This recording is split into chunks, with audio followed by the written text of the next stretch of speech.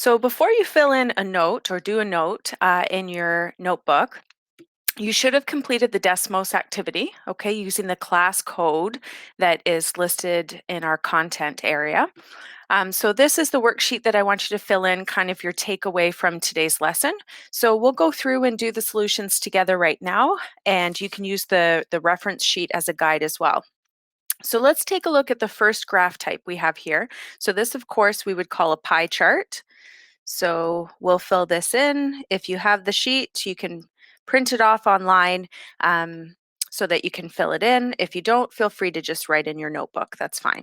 And so when taking a look at the characteristics of these pie chart, we notice, first of all, that obviously for a pie chart, it's a circle, okay? It's also divided into pieces, so it's a circle divided. It's going to show percentages, okay? So each section of that circle will show a percentage, and it'll have a label on that. So one thing to keep in mind is that the whole circle is worth 100%. So let's write that down. And then our sections display categories. So sections display categories. And most people have seen a pie chart before, and you've used them before all through elementary school and secondary school when looking at data. It's really easy to see the percentages of different types of things. Our next graph type over here is a histogram. And we see these a lot too when taking a look at data. And how we know that it's a histogram is that we have rectangles,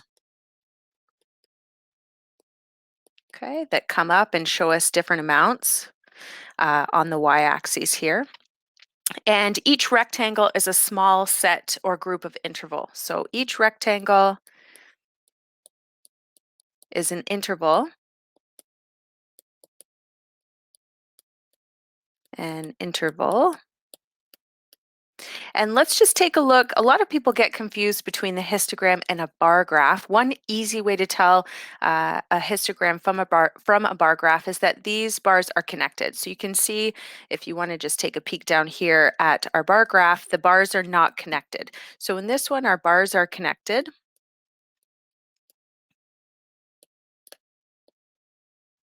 Okay, and these are used to display amounts for quantitative variables. Okay, so used to show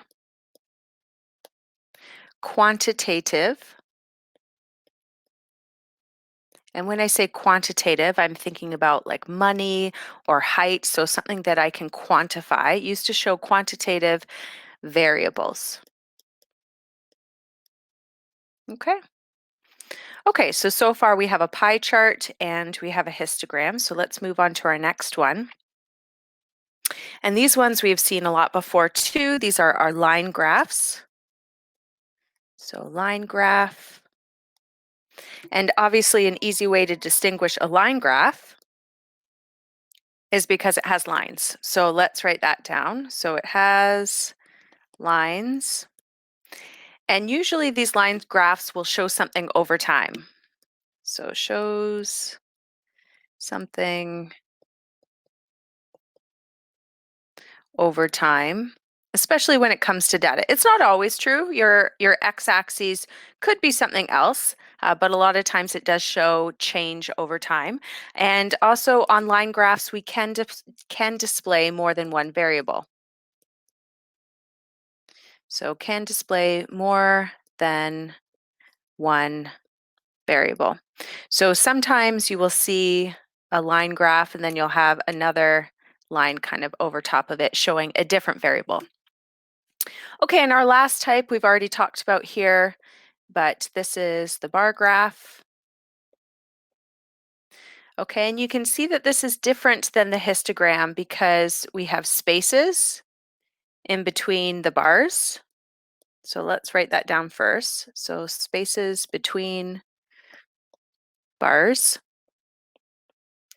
In this case, in bar graphs, we have data with different categories. So this might be, you know, one province, another province, that kind of thing. So data with categories. And then each bar has a numerical amount or a qualitative variable. So each bar has a qualitative variable. So if this was a province, and maybe we were talking about population, so the population of each province in a particular year, okay?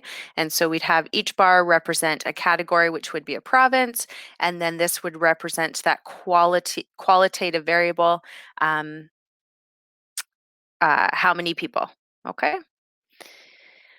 And we already said that the bars are separate. The bars in this case, they could be horizontal. So bars could be vertical or horizontal. So you could have bars kind of going this way. You could see a bar graph that way. And as well, it could display more than one variable. Could have more than one variable.